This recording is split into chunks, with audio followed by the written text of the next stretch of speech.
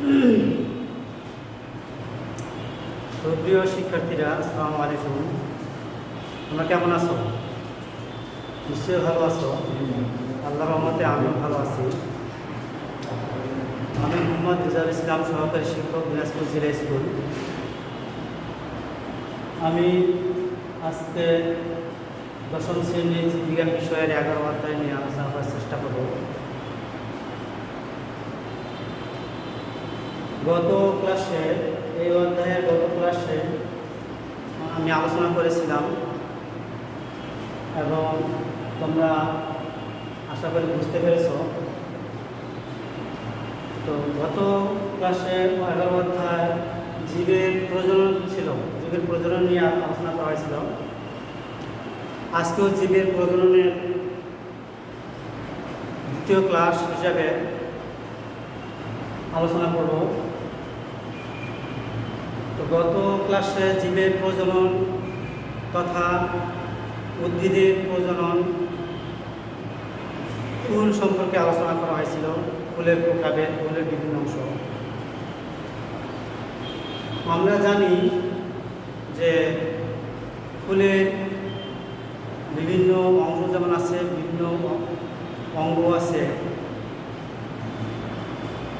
এরকম বিভিন্ন অঙ্গের মধ্যে গর্ভাশয় একটা গুরুত্বপূর্ণ অংশ। গর্ভাশয়ের ভিতরে আমরা জানি ক্ষুদ্র ক্ষুদ্র ডিম্বক থাকে। এই ডিম্বকগুলোই পরবর্তীতে বীজে পরিণত হয়। আমরা সাধারণত যেসব ফল যেমন আম, জাম, কাঁঠাল, লিচু, এই যে ফলগুলো আমরা দেখতে পাই, ওই ফলের যে আমরা বীজ দেখতে পাই, সেগুলো মূলত ডিম্বকেরই পরিণত রূপ। ডিম্বক যখন বীজে পরিণত হয়, তখনই ধীরে ধীরে গর্ভাশয়টা ফলে পরিণত হয় এবং এই ডিম্বক এবং গর্ভাশয় যখন ফলে পরিণত হয়, এটা মূলত নিষেক প্রক্রিয়ার জন্য হয়ে থাকে। তো আমরা আজকে নিষেক প্রক্রিয়া সম্পর্কে আলোচনা করব।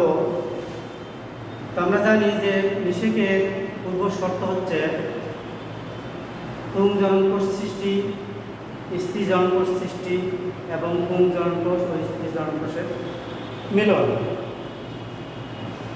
পুংজননকোষ, স্ত্রী জননকোষ সৃষ্টির পূর্বে নিষেকের আরেকটি গুরুত্বপূর্ণ বিষয় হচ্ছে যে পরাগায়ন, অর্থাৎ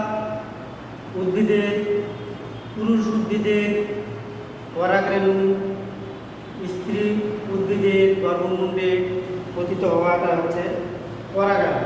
তো নিষেকের পূর্বে আমরা একটু পরাগায়ন করি। যে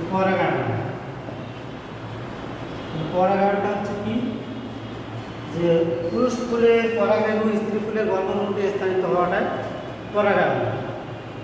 এই পরাগায়নটা দুই ধরনের, একটা হলো স্বপরাগায়ন আর দুই পরপরাগায়ন। একটি হলো স্বপরাগায়ন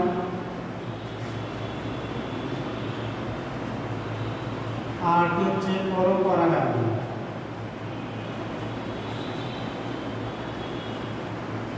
স্বপরাগায়ন আর কি পরপরাগায়ন। স্বপরাগায়ন কি? স্বপরাগায়ন হচ্ছে একই প্রজাতির একই গাছের দুটি ভিন্ন ফুলের মধ্যে অথবা একই ফুলের মধ্যে পরাগ সংযোগ ঘটাটা হলো স্বপরাগায়ন। পরপরাগায়নটা হচ্ছে যে একই প্রজাতির ভিন্ন দুটি গাছের ভিন্ন ফুলের মধ্যে পরাগায়ন সংঘটিত হওয়াটা হচ্ছে পরাপরাগায়ন। স্বপরাগায়ন, পরপরাগায়ন গেল। এই পরাগায়ন আবার কতগুলো বাহকের উপর নির্ভরশীল, অর্থাৎ এই বাহকের উপর পরাগায়ন নির্ভরশীল, অর্থাৎ এই পরাগায়ন প্রথমে বাহকের মাধ্যমে হয়ে থাকে, সেটা হলো বাতাসের মাধ্যমে পরাগায়ন হতে পারে, পানির মাধ্যমে পরাগায়ন হতে পারে, পতঙ্গের মাধ্যমে পরাগায়ন হতে পারে, প্রাণীর মাধ্যমে পরাগায়ন হতে পারে। তার মানে যে সমস্ত ফুলের পরাগায়ন বাতাসের মাধ্যমে হয়ে থাকে সেগুলোকে আমরা বায়ু পরাগী ফুল বলে থাকি, যেগুলো পানির মাধ্যমে হয়ে থাকে সেটাকে পানি পরাগী ফুল বলে থাকি, যেটা পতঙ্গের মাধ্যমে হয়ে থাকে সেটাকে আমরা পতঙ্গ পরাগী ফুল বলি। যে পরাগায়নটা পানির মাধ্যমে বিভিন্ন প্রাণীর মাধ্যমে হয়ে থাকে সেটাকে আমরা প্রাণী পরাগী ফুল বলে থাকি। তো আমি আগে বললাম যে নিসর্গের পূর্ব শর্ত হচ্ছে পরাগায়ন, তারপরে পুংজনক সৃষ্টি, স্ত্রী জনক সৃষ্টি, পুংজনকের প্রক্রিয়া। আমরা আমাদের শিরোনাম ছিল নিষেক প্রক্রিয়া। নিষেক প্রক্রিয়া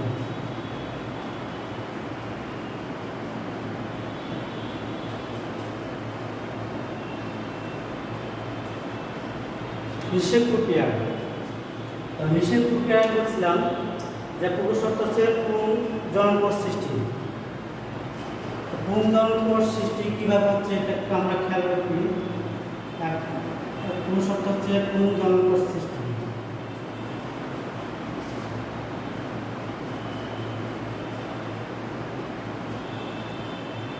পুংজনক সৃষ্টি, পুংজনক কোষটা কীভাবে সৃষ্টি হচ্ছে আমরা জানি যে উদ্ভিদের তোমার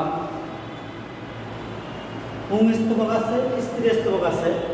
পুংস্তবকে যে আমরা যদি ধরি এটা হলো পুংস্তবক, ধরি যেখানে আমাদের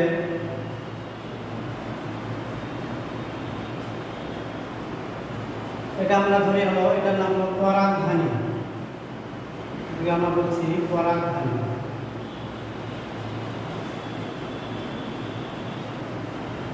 এখানে এই পরাগধানী থেকে পরাগরেণু সৃষ্টি হয়, অর্থাৎ পরাগধানীর মধ্যে পরাগরেণু আছে। এখান থেকে মনে করো পরাগরেণু এটা পূর্ণতা অর্জনের ফলে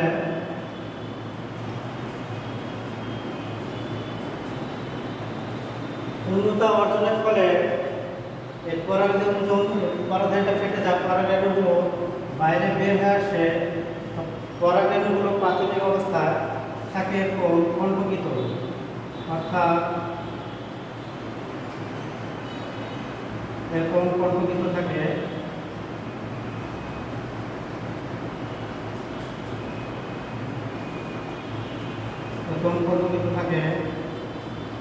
এরকম তো এই পরাগরেণু কণ্ঠকিত বাহিরের পরাগরেণু, এই বাহিরের স্তরটাকে বলা হয় এক্সাইন, আর ভিতরের যে স্তর আছে ভিতরের অংশটাকে বলা হচ্ছে ইনটাইন।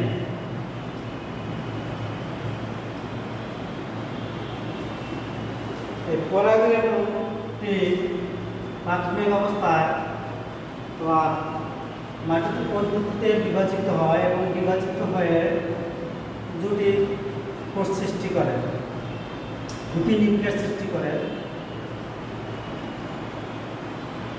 একটি তুলনামূলকভাবে বড়, আরটি তুলনামূলকভাবে ছোট। আর কল্পকিত অংশগুলো এরকম পদ্ধতিতে দশা হয়ে যায়। কল্পিত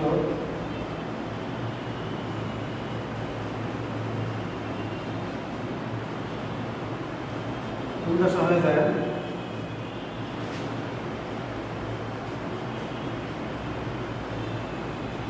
তো এর দুটো নিউক্লিয়াস সৃষ্টি করে, একটি হলো তুলনামূলকভাবে ছোট, আর একটা হলো তুলনামূলকভাবে বড়।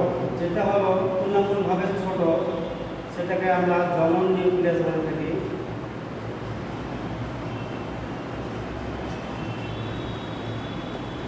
আর তুলনামূলকভাবে যেটা বড় সেটাকে আমরা বলে থাকি টিউব নিউক্লিয়াস।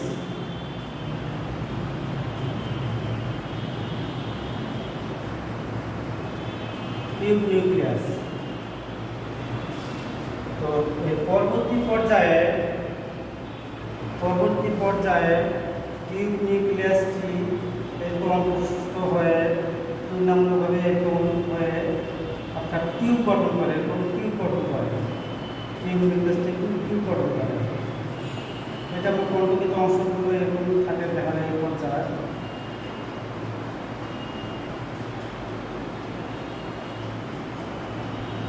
এরকম পর্যায়ে দেখা যায় টিউব নিউক্লিয়াস সৃষ্টি করে। পরবর্তী পর্যায়ে এটা পূর্ণাঙ্গরূপে টিউব নিউক্লিয়াসটি গঠন করবে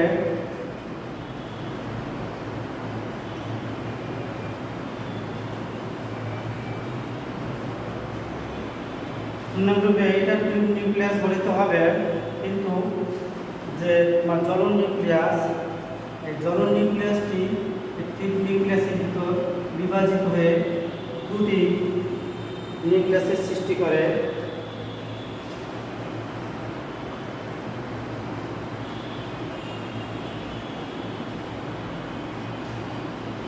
পরবর্তীতে জ্বলন কোষটি বিভাজিত হয়ে দুটি নিউক্লিয়াস সৃষ্টি করে। এই দুটাকে বলা হচ্ছে জ্বলন কোষ।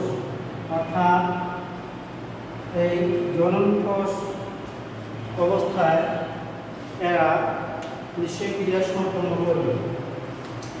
তো আমরা দেখলাম যে নিশ্চয় ক্রিয়া পুরুষত্ব যে পুংজন কোষ সৃষ্টি, আর পরবর্তীতে পুংজন কোষ অর্থাৎ জ্বলন কোষ সৃষ্টি হয়ে গেল। এবার আমরা দেখব স্ত্রী জ্বলন কোষ সৃষ্টি কীভাবে হচ্ছে। অর্থাৎ জ্বলন কোষ সৃষ্টি হয়ে গেল, এবার আমরা স্ত্রী জ্বলন কোষ সৃষ্টিটা দেখব। আমরা জানি গর্ভাশয়ের ভিতর জনমাতৃ কোষ থাকে। সেই জনমাতৃ কোষটি এটা মনে করো যে গর্ভাশয়, আমরা জানি এটা হলো গর্ভাশয়। এই গর্ভাশয়ের মধ্যে জনমাতৃ কোষ থাকে। এই জনমাতৃ কোষটি ধরে নেই, যদি আমরা এটা গর্ভাশয় থেকে জনমাতৃ কোষটাকে এই অবস্থা থেকে এই জনমাতৃ কোষটি প্রাথমিক অবস্থায় এরকম থাকে। এইটা মিওসিস প্রক্রিয়া বিভাজিত হয়। এটা মিওসিস প্রক্রিয়া বিভাজিত হয়ে চারটি কোষের সৃষ্টি করে। চারটি কোষের সৃষ্টি করে। একটা বলা যায় কোষ।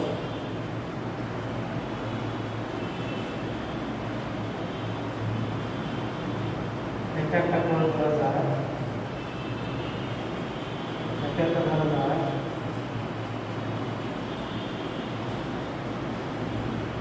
1 2 3 4, চারটার মধ্যে তুলনামূলকভাবে একটি বড় থাকে এবং তিনটি ছোট হয়। তিনটি ছোট থাকে এবং তুলনামূলকভাবে একটি বড়। পরবর্তী পর্যায়ে এসে যে বড় কোষটি এটা মোটামুটি টিকে থাকে, বড়টি টিকে থাকে, সক্রিয় থাকে। বাকি যে তিনটা আছে এই বাকি তিনটা নষ্ট হয়ে যায়। অর্থাৎ এটি হলো সক্রিয়,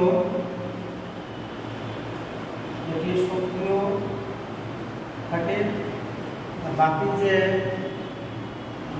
সক্রিয় যে কোষ থাকে সেই তিনটি নষ্ট হয়ে যায়।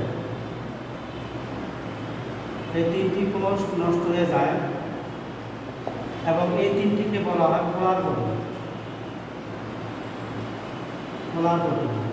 আর বাকি যে সক্রিয়টি থাকতেছে এই সক্রিয়টা পরবর্তীতে স্ত্রী জন্ম সৃষ্টি করবে।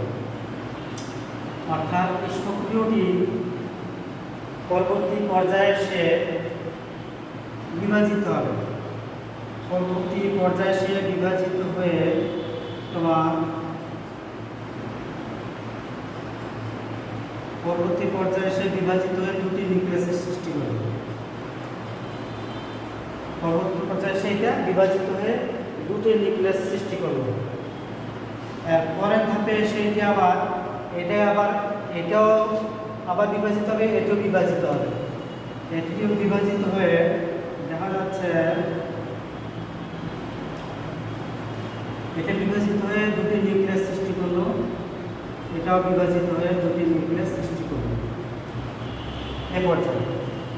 তার পরবর্তী ধাপে আবার প্রতিটি পর একবার করে বিভাজিত হবে, তারপরে এটাও বিভাজিত হবে, এটাও বিভাজিত হবে, এটাও বিভাজিত হয়ে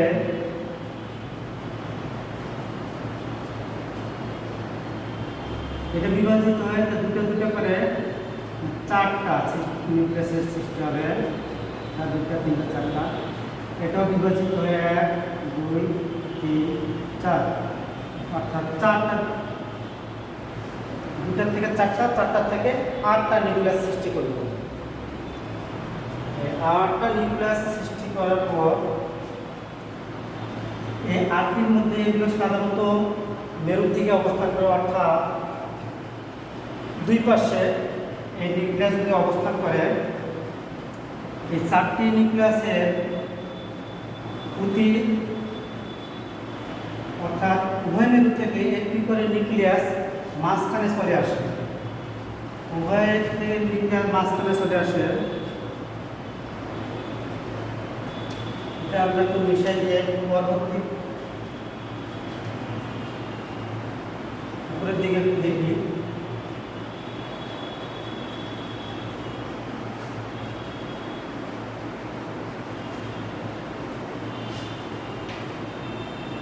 এটা যদি আমরা এদিকে দেখি,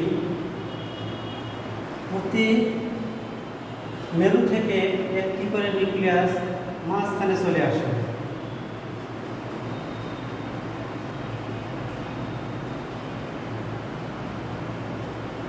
তাহলে মাঝখানে দুটো চলে আসে,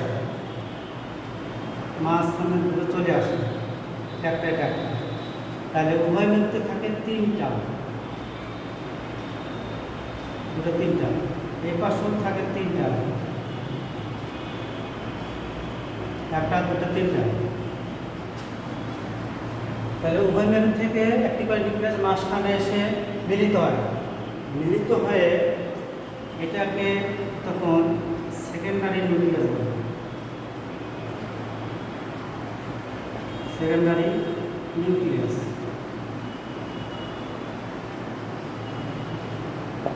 এটাকে সেকেন্ডারি নিউক্লিয়াস বলে। অপরদিকে যে মাঝখানে নিউক্লিয়াসের মধ্যে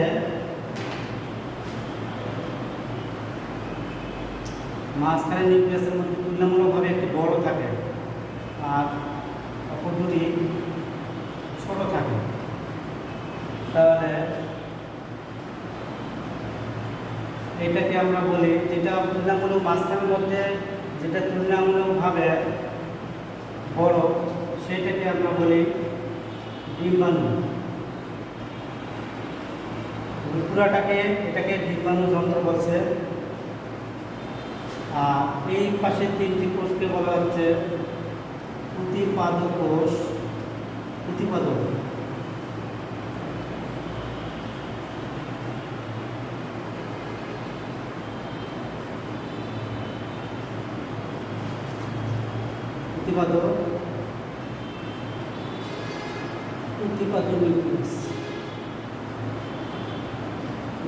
নিউক্লিয়াস। আর ডিম্বাণু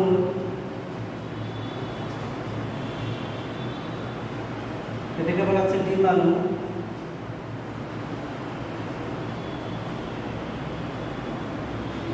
এটাকে সহায়তাকারী বা সাহায্যকারী নিউক্লিয়াস বলছে। এটা হলো সাহায্যকারী নিউক্লিয়াস।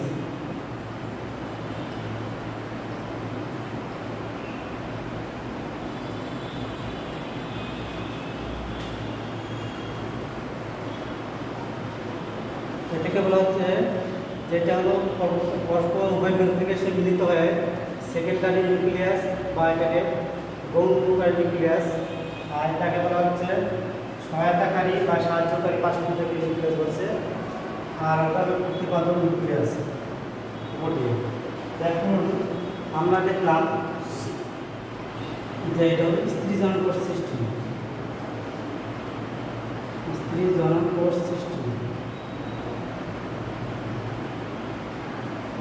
এর আগে আমরা দেখলাম পুংজনন কোষ সৃষ্টি, এবার হলো স্ত্রী জনন কোষ সৃষ্টি। তার মানে এটা হলো স্ত্রী জনন অর্থাৎ ডিম্বাণু সৃষ্টি হয়ে গেল। ওইদিকে শুক্রাণু ডিম্বাণু সৃষ্টি হয়েছে, এবার শুক্রাণু সৃষ্টি হয়েছে, এবার ডিম্বাণু সৃষ্টি হলো। এবার শুক্রাণু এবং ডিম্বাণুর মিলন।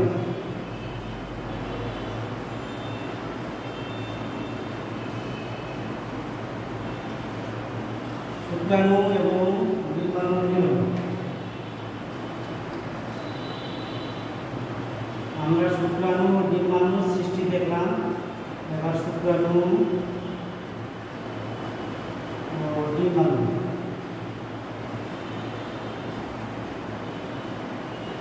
মিলন।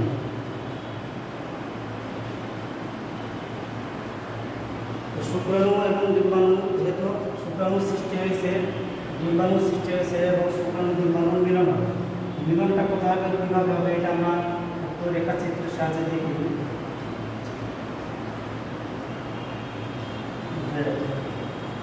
এটা একটা গর্ভাশয়,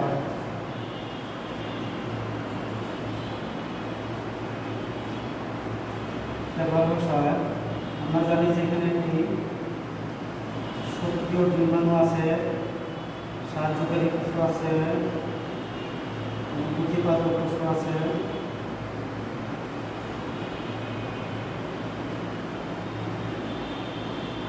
প্রতিপাদক কোষ আছে। একটা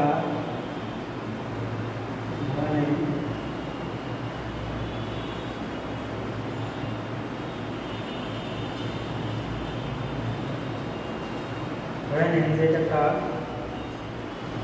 গর্ভাশয়, গর্ভাশয়ের মধ্যে গর্ভদণ্ড আছে,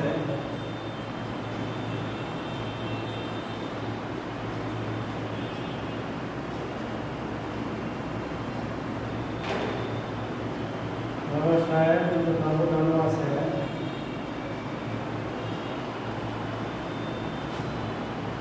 আমরা জানি যে এই প্রক্রিয়াটি সংগঠিত হওয়ার জন্য, বিভিন্ন বাহকের প্রয়োজন, সেটা বায়ু হতে পারে, পানি হতে পারে, অর্থাৎ বিভিন্ন বাহকের মাধ্যমে পরাগরেণুটা তোমার স্ত্রী রেণু সঙ্গে মিলিত হবে। তো যে কোনো বাহকের মাধ্যমে পরাগরেণু এখান থেকে, এটা হলো পরাগধানী থেকে পরাগরেণু বিভিন্ন বাহকের মাধ্যমে, সেটা বাতাসে হতে পারে, পরাগরেণু গর্ভমুণ্ডে স্থানান্তরিত হবে। পরাগরেণুটা গর্ভমুণ্ডে স্থানান্তরিত হওয়ার ফলে আমরা জানি ওখানে পোল্যান্ড টিউব বা একটা জনন নিউক্লিয়াস, একটা টিউব নিউক্লিয়াস সৃষ্টি হয়েছিল পুংজনন কোষে। অর্থাৎ এখানে দুটি নিউক্লিয়াসের সৃষ্টি হয়েছিল, একটা হলো টিউব আর একটা হলো জনন নিউক্লিয়াস। প্রাথমিক পর্যায়ে এখানে একটা টিউব সৃষ্টি হবে, অর্থাৎ টিউব নিউক্লিয়াসের সৃষ্টি হবে। এই টিউবটি ধীরে ধীরে ধীরে ধীরে ধীরে ধীরে তোমার গর্ভাশয়ের দিকে অবশ্য হবে, ওটা হতে এক পর্যায়ে এখানে একটা টিউব নিউক্লিয়াস আসার সঙ্গে সঙ্গে একটা টিউব সৃষ্টি হবে, যেটাকে আমরা নালী বলছি, বা নালী সৃষ্টি হবে। এই নালীর মাধ্যমে ধীরে ধীরে, অর্থাৎ এখানে আমরা জানি যে নালী অর্থাৎ টিউবের মধ্যে জনন নিউক্লিয়াস সৃষ্টি হয়, অর্থাৎ এখানে জনন নিউক্লিয়াস এভাবে ধীরে ধীরে ধীরে ধীরে পর্যায়ক্রমে চলে আসে। এটা আসে আস্তে আস্তে এটা তোমার ডিম্বাণুর সঙ্গে একটি জনন কোষে মিলিত হয়। অর্থাৎ একটি এখানে জনকোষে মিলিত হয়ে একটা নিষেক ক্রিয়া সম্পূর্ণ হচ্ছে, নিষেক ক্রিয়া হচ্ছে। অপরদিকে অর্থাৎ এটা নিষেক ক্রিয়া হওয়ার পর এটা পরবর্তীতে আমার নিষেক ক্রিয়া হয়ে পরবর্তীতে এটা একটা নিষেক ক্রিয়া হচ্ছে, নিষেক ক্রিয়া হয়ে পরবর্তীতে এটা জায়গোটে পরিণত হবে, জায়গোটে পরিণত হবে। অপরদিকে আমরা জানি যে টিউবের মধ্যে দুটো নিউক্লিয়াস আসে, অর্থাৎ এখানে দুটি নিউক্লিয়াস সৃষ্টি হয়। দুটি নিউক্লিয়াসের মধ্যে একটি নিউক্লিয়াস ডিম্বাণুর সঙ্গে মিলিত হচ্ছে, মিলিত হয়ে জায়গা সৃষ্টি করে। অপরদিকে আমরা জানি যে এখানে এই ডিম্বথলিতে মোট 8টি নিউক্লিয়াস আছে, অর্থাৎ এদিকে 3টি, এদিকে 3টি, 6টি, মাঝখানে দুটো। আমরা জানি যে মাঝখানে দুটো কোষ মিলিত হয়ে এটা গৌণ নিউক্লিয়াসের সৃষ্টি করছে। আমরা জানি এর আগে যে এটা হলো গৌণ নিউক্লিয়াস, গৌণ নিউক্লিয়াস এখানে সৃষ্টি হবে। তো অপরদিকে যে একটি জনকোষ ডিম্বাণুর সঙ্গে মিলিত হলো, আরেকটি জনকোষ বাকি থাকে, আরেকটি জনকোষ সেটা বা সাইড দিক দিয়ে এটা অর্থাৎ গৌণ নিউক্লিয়াসের সঙ্গে মিলিত হবে। এটা গৌণ নিউক্লিয়াসের সঙ্গে মিলিত হয়ে এটাকে এই মিলনটাকে বলা হচ্ছে ত্রিমিলন।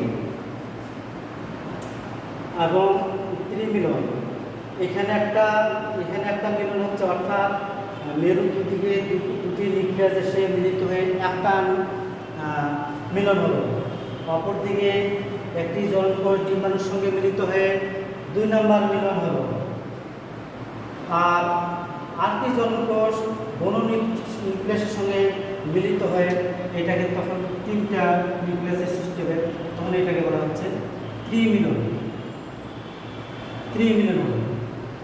এবং সামগ্রিক প্রক্রিয়া, যেহেতু দুটি জনকোষ একটি ডিম্বাণু একই সময়ে দুটি জনকোষ একটি ডিম্বাণুর সঙ্গে মিলিত হচ্ছে, অপরটি গৌণ নিউক্লিয়াসের সঙ্গে মিলিত হচ্ছে, একই পর্যায়ে যেহেতু প্রক্রিয়াটি সম্মিলিত হয়, এই প্রক্রিয়াটাকে বলা হচ্ছে বা এটাকে বলা হচ্ছে দ্বিনিষেক। সম্পূর্ণ প্রক্রিয়াটাকে বলা হচ্ছে দ্বিনিষেক। পরবর্তী পর্যায়ে যেমন এখানে ডিম্বাণুটা ধীরে ধীরে জায়গোটে পরিণত হচ্ছে, আর এই যে ত্রিমিলন যেটা হলো, অর্থাৎ এইটা পরবর্তীতে শস্যে পরিণত হবে, শস্য। তার মানে এখানে যে তার উপরে জায়গাটা পরিণত হওয়ার পর পরবর্তী যখন পুরা গর্ভাশয়টা আমরা জানি পুরা গর্ভাশয় ফলে পরিণত হয় এবং ডিম্বকটা বীজে পরিণত হচ্ছে, আর গৌণ নিউক্লিয়াসটা শস্যে পরিণত হচ্ছে। এখন কথা হচ্ছে, এবং এটা পুরোটা একটা নিষেক প্রক্রিয়া সম্পন্ন হয়। তো এখন বাস্তব কথা হচ্ছে যে উদ্ভিদের জীবনে এই নিষেক প্রক্রিয়ার গুরুত্ব অপরিসীম। অর্থাৎ উদ্ভিদের নিষেক ক্রিয়া সম্পন্ন না হলে উদ্ভিদের বীজ সৃষ্টি হবে না, উদ্ভিদের বীজ সৃষ্টি না হলে তার বংশধর রক্ষা হবে না, অর্থাৎ তার বংশধর পরস্পর রক্ষার জন্য উদ্ভিদের নিষেক প্রক্রিয়ার গুরুত্ব অপরিসীম। অপরদিকে যেহেতু নিষেক প্রক্রিয়া ফলে গর্ভাশয়টা ফলে পরিণত হচ্ছে, সেই ফলটি আমরা যারা প্রাণীগুলো আছি সেই প্রাণীগুলো উদ্ভিদের এই গর্ভাশয়টা অর্থাৎ ফলকে আমরা জীবন ধারণ করি।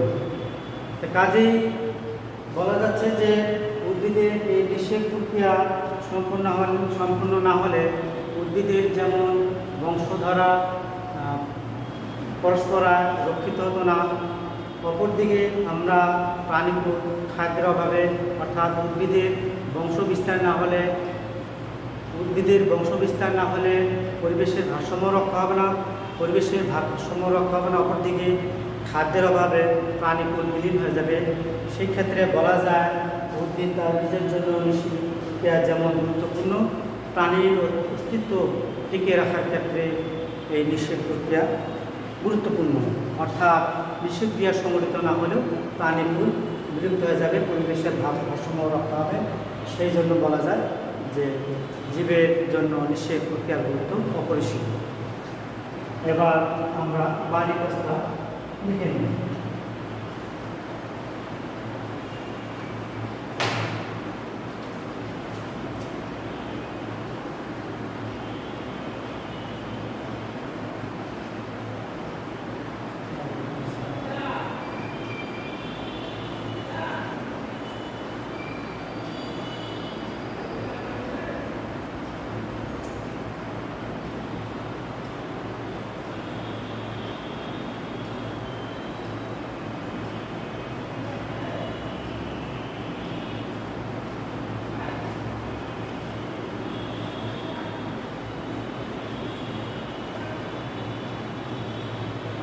নিষেক কাকে বলে?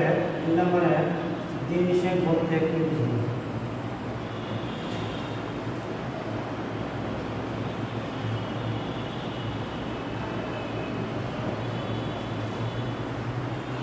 তিন নম্বরে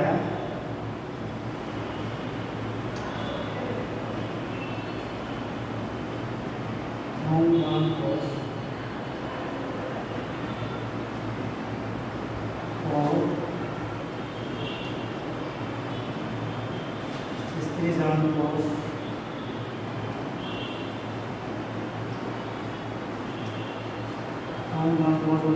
কোষ সৃষ্টি প্রক্রিয়া।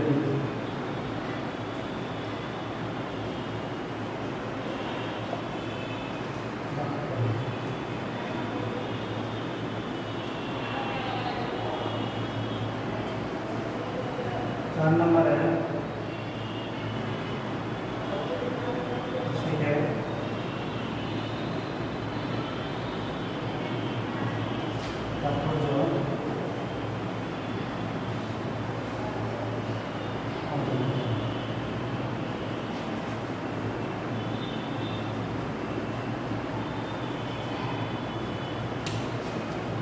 তো অনেক তিনটা কাজ নিষেক বলে নিষেক বলতে কি বুঝো? জনন কোষ ও স্ত্রী জনন কোষ সৃষ্টির প্রক্রিয়াটি ব্যাখ্যা করো, নিষেক তাৎপর্য আলোচনা করো। আশা করি তোমরা উদ্ভিদের জনন কোষ অর্থাৎ জনন কোষ ও স্ত্রী জনন কোষ সৃষ্টির প্রক্রিয়াটির সাথে নিষেক প্রক্রিয়ার তাৎপর্য এবং প্রক্রিয়াটি তোমরা বুঝতে পারছো। আশা করি তোমরা এগুলো নিয়ে চিত্রগুলো একটু প্র্যাকটিস করার চেষ্টা করবে এবং ভাষা ভালো করে পড়াশোনা করবে, ভাষা সুস্থ থাকবে, ভালো থাকবে। আমাদের জন্য দোয়া করবে, তোমাদের জন্য দোয়া হবে। আল্লাহ হাফেজ।